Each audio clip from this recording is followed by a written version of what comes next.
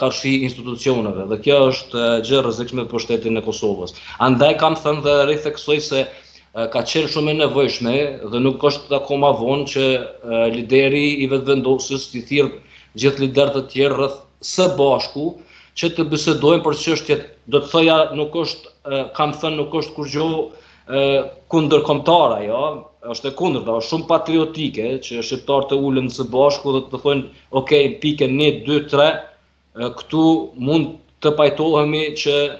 do të pa marrë parasysh se kush është në udhëheqje,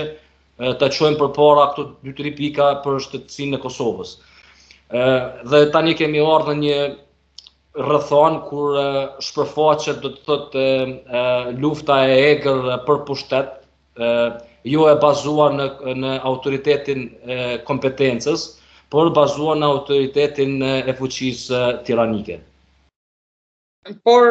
kjo ju mendoni që nesër është e treta e vërteta, tek seanca e radhës, mendoni që do zgjidhet Ngërçi apo do vazhdoj?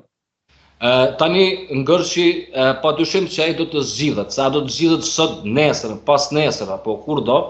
ajo do të jetë e kushtueshme për Kosovën, dhe po megjithatë edhe sikurse të zgjidhet nesër apo sot, nuk është që i jap ndonjë zgjidhje apo nuk është që i jap fuqi shtetit të Kosovës, sepse konsenzusi politik i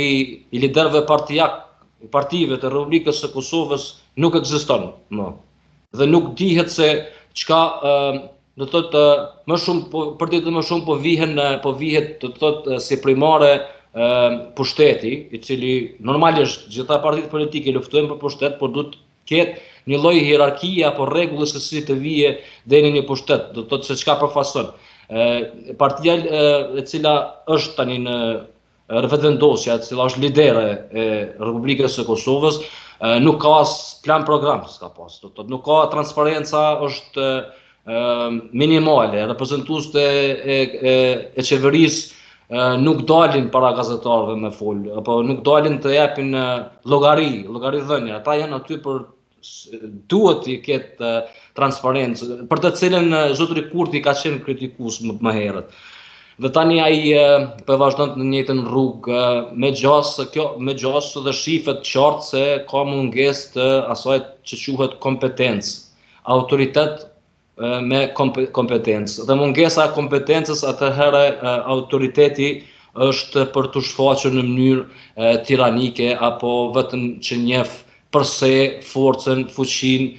dhe pa marrë parasysh faktin apo argumentin apo logjikën. Do t'i ka gjeri nga Kurti 1 te Kurti 2, por me thellë ishte diferenca nga 2-shi tek tentativa për 3-shin, pra kartat morale të Kurtit, a kanë rënë plotësisht, sepse vetëm në ditët e fundit nga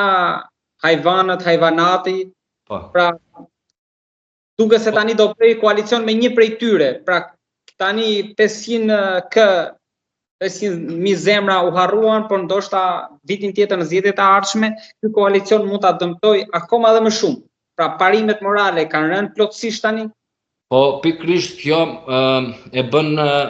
ka bë leadershipin e Albin Kurtit të zbehet, sepse një lider i cili është i suksesshëm, do të thotë, i suksesshëm gjatë rrugtimit, nuk do të thotë që ai ka një betejë përpara. Po ai do të thotë që ka betejën përpara për ta fituar dhe të vazhduar në betejën e ardhshme, do të thotë gjithmonë. Dhe shfaqja e tij me përmbylljen e votimeve, shfaqja e tij emocionale deri në fyrje të kundërpartijakëve tregon mungesë